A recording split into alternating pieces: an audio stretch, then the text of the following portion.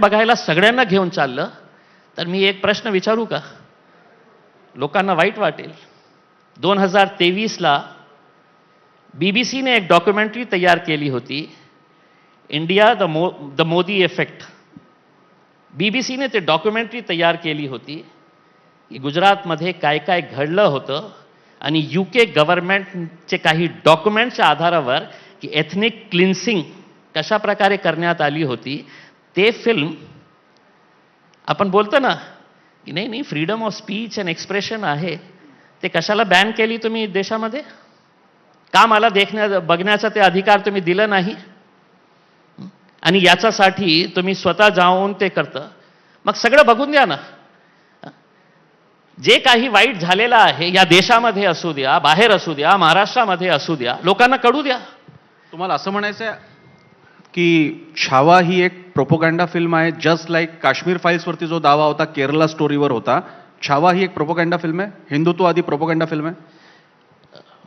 प्रसन्न, काय आहे की आज जेव्हा ते फिल्म बघितल्यानंतर जे लोकांचं रिॲक्शन सोशल मीडियामध्ये मी बघत आहे, ते बघितल्यानंतर असं वाटतं की दुख इस बात का नहीं है कि धर्म का धंधा चल रहा है, दुख इस बात का है इस धर्म के धंधे में पढ़ा लिखा भी अंधा हो रहा है.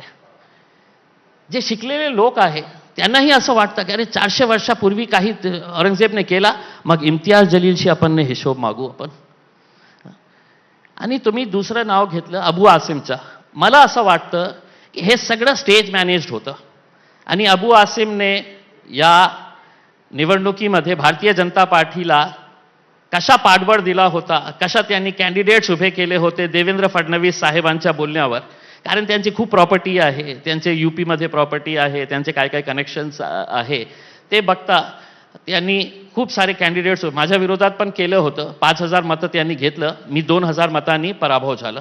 म्हणजे एका अर्थाने भारतीय जनता पार्टीला खुला कशा आपण सपोर्ट करता येतं.